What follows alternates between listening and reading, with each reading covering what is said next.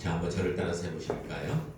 나는 나는 그리스도인으로서 그리스도인으로서 어떻게 살아야 할까요? 어떻게 살아야 할까요? 나는 그리스도인으로서 어떻게 살아야 할까요? 참 중요한 이 시대를 사는 우리 기독교인들에게 있어서 중요한 질문입니다. 이것을 화두라고 하죠. 중요한 화두인 것 같습니다. 저는 요즘 이런 고민을 하면서 삽니다. 이 마지막 광야 시대에 내가 그리스도인으로서 어떻게 살아야 할까? 이 광야 시대가 지금 다가오는데 나는 그리스도인으로서 과연 어떻게 살아야 하나? 나는 세우천교회 목사로서 어떻게 살아야 할까? 나는 두 아들을 둔 아빠로서 어떻게 살아야 할까? 나는 한 여인의 남편으로서 어떻게 살아야 할까? 하나님께 영광을 돌리는 인생을 살고 싶습니다. 성도들에게 행복을 주는 그런 목회를 하고 싶습니다. 가족들에게 사랑을 주는 그런 가장이 되고 싶기 때문에 이런 고민을 하면서 사는 것입니다. 그래서 슬그머니 하나님의 눈치, 그리고 성도들의 눈치, 가족들의 눈치를 살핍니다. 그분들의 표정이 좀 어두우면 낙심이 되고 밝으면 삶의 큰 보람을 느끼게 되는 것이죠. 하나님을 떠난 나의 인생, 성도들을 외면한 나의 삶, 가족들에게 무관심한 나의 성공은 아무런 의미가 없기 때문입니다. 본문의 로마서 12장 1절에서 2절의 이 말씀은 저에게 있어서 대단히 중요한 말씀입니다. 죽으려고 했던 저를 다시 살려주었고 깊이 잠자던 저의 영혼을 깨워 대각성하게 했던 생명의 말씀이 바로 오늘 읽었던 로마서 12장 1절에서 2절의 말씀입니다. 이 말씀으로 저는 광야의 가난과 고통 속에서 산제사를 드림으로 속죄언청을 적용받는다는 이런 생활 영성의 도, 광야의 도, 십자가의 도를 깨닫게 되었습니다. 그리고 저를 목사로 부르고 생활 영성 증거자로 부른 그런 축복의 말씀이 바로 오늘 본문의 말씀입니다. 본문은 그리스도인으로서 어떻게 살아야만 영적으로 성장하여 신앙의 목적인 생명관을 먹을 수 있는지를 극명하게 우리에게 증거해주고 있습니다. 헤브라이즘 관점으로 기록된 성경을 헬레니즘적 논리로 재정리한 것을 신학이라고 합니다. 헬레니즘은 이원론을 추구합니다. 이원론을 진리로 믿습니다. 그래서 그런지 모든 신학들이 신앙 따로, 삶 따로의 삶, 그러한 것을 강조하는 경향이 있습니다. 그러다 보니까 생명의 진리인 성경이 단순 교리나 이론이 되어버리고 맙니다. 하지만 로마서는 신학이 아닌 성경 그 자체의 말씀으로서 우리 그리스도인들의 실제적인 삶을 집중해서 조명하고 인도해주고 있다는 것입니다. 로마서 12장의 주제는 그리스도인으로서 어떻게 살아야 하나 이겁니다. 로마서 12장의 주제는요. 로마서는 믿음이라는 교리를 신학적 철학적으로 설명하려고 하지 않습니다. 예수 믿어 애굽에서 영적 광야로 나온 그리스도인들의 새로운 삶을 증거하고 있습니다. 어떤 사람은요, 예수 믿어 성령 받고 생명책에 이름이 기록되었으니 다 끝났다고 호언장담하는 사람도 있습니다. 예수 믿는 동시에 과거, 현재, 미래 모든 죄가 사해졌기 때문에 이제 평안을 누리며 풍요롭게 살다가 천국에만 가면 된다, 이렇게 생각하는 사람들도 많습니다. 그러다 보니까 교회당은 천국의 쉼터요, 오락실이요, 성경은 성공 매뉴얼이요, 목사들은 신의 축복을 전달하는 무당과 같은 샤먼이라고 생각하는 경향이 있습니다. 그런데 중요한 것은 성경은 광야에 나온 그리스도인들이 어떻게 살아서 영적으로 익어져 가나안 땅에 입성할지를 증거하기 위해서 기록되었다는 것입니다. 성경은 난해한 신학책도 아니고 형이상학적인 철학책도 아닙니다. 성경은 그냥 성경입니다. 한번 따라서 보실까요? 성경은 그냥 성경이다. 중요한 진리입니다. 여러분, 우리 모두 그리스도인들은 광야의 순례자들입니다. 일상의 모든 것에서 하나님의 뜻을 찾아 순종하는 생활 영성인들이란 말씀입니다. 예수 믿어 구원받았다고 다 끝난 것이 아닙니다. 구원받았기 때문에 그저 평안하고 건강하고 행복하고 즐겁게 사는 것이 아니라는 말씀입니다. 우리가 구원받았다는 것은 이제 신앙생활이 시작되었다는 것입니다. 광야 생활이 시작되었다는 것입니다. 교회는 익은 열매를 저장하는 천국이 아닙니다. 우리 영혼을 이거지게 훈련하는 광야 훈련소가 바로 교회입니다. 한마디로 우리 그리스도인들은 성령의 영적 고치에 순종하며 살아야만 합니다. 이것이 하나님을 기쁘시게 하는 삶입니다. 이것이 거룩한 경건의 삶입니다. 이것이 영적인 신령한 예배가 되는 삶입니다. 사도 바울은 본문에서 바울이 화려한 수식어를 사용하여 생활 영성의 삶을 강조하고 있습니다. 한번 볼까요? 모든 자비하심인데 모든 자비하심, 더 이상 없이 충만한 사랑으로 우리를 권면한다는 겁니다. 산제사인데 기뻐하시는 거룩한 산제사, 기뻐하시는 거룩한 산제사. 하나님께서 가장 기뻐하시고 가장 거룩한 것은 바로 산제사라는 것입니다. 그리고 뜻인데 무슨 뜻이냐? 하나님의 선하시고 기뻐하시고 온전하신 뜻. 일상의 고난 중에 계시되는 하나님의 뜻이 가장 선하고 하나님께 영광이 되며 온전하다는 겁니다. 우리의 가난과 고통을 통하여 계시되는 하나님의 뜻이 말입니다. 본문의 핵심은 일상에서 하나님의 뜻에 순종하는 삶이 영적 예배요 최고의 신앙생활인 생활 영성임을 강조하고 있습니다. 신약 성서의 3분의 1을 차지하는 바울 서신의 핵심은 in Christ, 예수 안에서의 인내하는 삶입니다. 한번 따라서 해보실까요? 예수 안에서 인내합시다.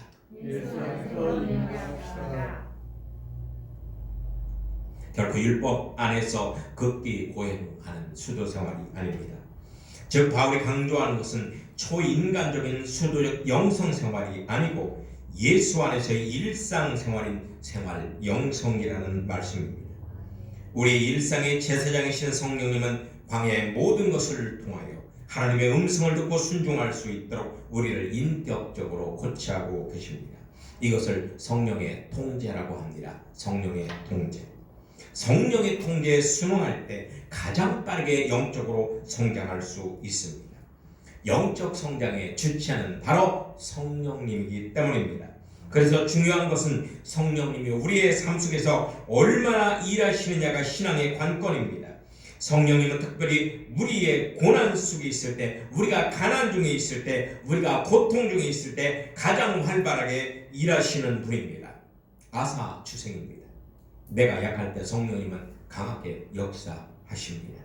그래서 바울은 고린도후서 11장 30절에서 내가 부득불 자랑할진대 나의 약한 것을 자랑한다 그랬어요. 나의 약한 것을 자랑한다. 바울에게 강한 것은 그는 정통 유대인인 베냐민 지파 사람입니다. 바리새인입니다. 가말리엘의 수제자입니다. 로마 시민권자입니다. 당시 헬라 철학의 대가였습니다. 하지만 그에게 약한 것은 그는 간질과 안질과 위궤양을 가진 그런 병자였고 왜소한 체격의 언변이었고 타협을 모르는 고지식한 성격의 소유자였다는 것입니다.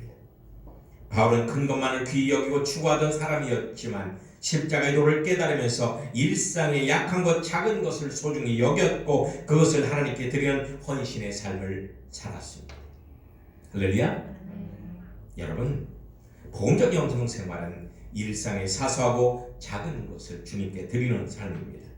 천국의 행복은 큰 것이 아닌 작은 것에 있습니다. 높은 곳이 아닌 낮은 곳에 있습니다. 화려함이 아닌 소박한 일상 속에 있다는 것을 알아야 합니다.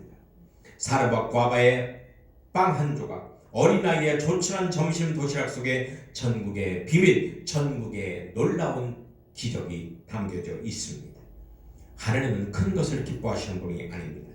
우리가 큰 것을 행한 것에 대하여 그것이 하나님의 뜻에 합당치 않다면 하나님에게는 아무런 의미가 없다는 걸 알아야 합니다. 도리어 하나님께서는 인간이 바벨탑을 쌓으며 큰 일을 하려 할 때 진노하셨습니다. 하나님 우리 인간을 통하여 영광 받기를 원하십니다. 하나님께 영광 돌리는 삶이야말로 우리 창조의 가장 기본적이고도 근본적인 목적입니다. 우리가 어떻게 할 때 하나님 영광 받으실까요? 세상의 모든 것을 드리면 기뻐하실까요? 아닙니다. 어차피 세상에 있는 모든 것은 하나님의 것입니다. 하나님은 물질적 존재가 아니라 영적 존재임을 명심하셔야 합니다. 영적 성숙은 한 번의 큰 확신으로 이루어지는 것이 아닙니다. 일상의 계속적인 작은 헌신, 끊임없는 작은 헌신을 통해서 이루어지는 것이 바로 영적 성숙입니다. 영적 성숙은 인위적인 것이 아니라 자연적인 우주의 섭리입니다. 그래서 마가복음 4장 26절 이하에 보면 이런 말씀이 나와요. 하나님의 나라는 사람이 씨를 땅에 뿌린 것 같으니 그가 밤낮 자고 깨고 하는 중에 씨가 나서 자라되 어떻게 글이 되는지를 알지 못하느니라. 땅이 스스로 열매를 맺되 처음에는 싹이요 다음에는 이삭이요 그 다음에는 이삭의 충실한 곡식이라. 이삭이 익으면 열매가 익으면 곧 낫을 대나니 이는 추수 때가 이르렀음이니라. 할렐루야. 우리를 명심해야 합니다. 지금 우리는 천국에 있는 것이 아니라 광야에서 훈련받고 있습니다. 20세기 초 아프리카 선교를 했던 헨리 모리슨이라는 선교사가 있었습니다. 이 선교사는 한평생 40년 동안 아프리카 선교를 하고 이제 병이 들고 나이가 들어서 은퇴하여 고국을 찾게 되었습니다. 배를 타고 뉴욕 항구에 입항하고 있었는데 때마침 그 배 안에는 공교롭게도 아프리카에서 코끼리 사냥을 마치고 돌아온 루즈벨트 대통령과 한 배를 타게 되었던 것입니다. 드디어 뉴욕 항구에 도착했을 때는 대통령을 환영하기 위해 수많은 강류들과 시민들이 도열하고 있었습니다. 대통령은 의기양양하게 붉게 깔린 카페 위로 군함대의 빵빠레를 들이며 수많은 사람의 박수갈채를 받으며 퇴장하고 있었습니다. 그리고 맨 마지막에 이 선교사가 퇴장하게 되었습니다. 그러나 그때는 이미 붉은 카펫은 치워져 있었고 군함대에 빵빠레도 없었고 그를 반겨놓은 환영인파도 없었습니다. 순간 이 선교사의 마음속에 무엇인가 알 수 없는 속상함과 아픔이 밀려드는 것을 느끼게 되었습니다. 그래서 그때 이 선교사는 씁쓸히 항구를 빠져나오며 하나님을 향하여 이렇게 독백을 하게 되었습니다. 하나님, 그래야 한평생을 바쳐 충성한 결과가 이런 것입니까? 40년 동안 온갖 고생을 하면서 헌신한 결과가 이것입니까? 그런데 그 순간 이 선교사는 때마침 드려진 저녁 노을과 함께 이런 주님의 자상한 음성을 듣게 되었습니다. 나의 사랑하는 아들아, 너는 아직 고향에 돌아오지 않았다. 내가 고향에 돌아오는 날 붉은 카펫이 아니라 황금길을 걸을 것이며 군함대의 빵빠레가 아닌 수많은 천군 천사의 나팔 소리와 함께 내가 친히 나가 너를 맞이해 줄 것이다. 그러니 조금만 더 인내하라. 너는 아직 고향에 오지 않았다. You are not home. 여러분, 광야는 훈련소이기에 광야의 헌신, 인간적인 노력을 통한 업적의 행위적 헌신이 아니라 빈 성령의 훈련을 통한 성화의 전제적 헌신이 꼭 필요한 것입니다. 그래서 요한복음 14장에 보면 내가 너희를 위하여 처소를 예비하러 가노니 가서 너희를 위하여 이 처소를 예비하면 내가 다시 와서 너희를 내게로 영접하여 나 있는 곳에 너희도 있게 하리라. 우리의 신랑 되신 예수님께서 우리의 행복한 삶을 위해 필요한 모든 것을 친히 준비해 놓으셨습니다. 신부들인 우리들이 할 일은 그저 단순히 그것을 믿고 그것을 누리기 위해서 마음을 준비하는 것입니다. 그 마음의 준비가 곧 광야의 성령 훈련 과정입니다. 여러분, 약혼한 처녀가 할 일이 무엇이겠습니까? 신랑이 올 때까지 세상의 남자 관계를 깨끗이 정리하고 그 마음을 신랑 한 명으로 충만히 채우는 것 아니겠습니까? 세상은 너무나 일 중심입니다. 일 때문에 건강도 가족도 덕행도 영성도 잃어버리고 있습니다. 하지만 천국은 덕과 사랑 중심의 나라입니다. 어느 추운 겨울날이었어요. 교회 문고리가 고장나서 직접 수리하고 했습니다. 사람마다 다 달란트가 틀린 것 같은데요. 저는 글을 쓴다든지 아니면 강연을 한다든지 아니면 음식을 만든다든지 이런 건 참 잘해요. 참 잘해요. 행복해요.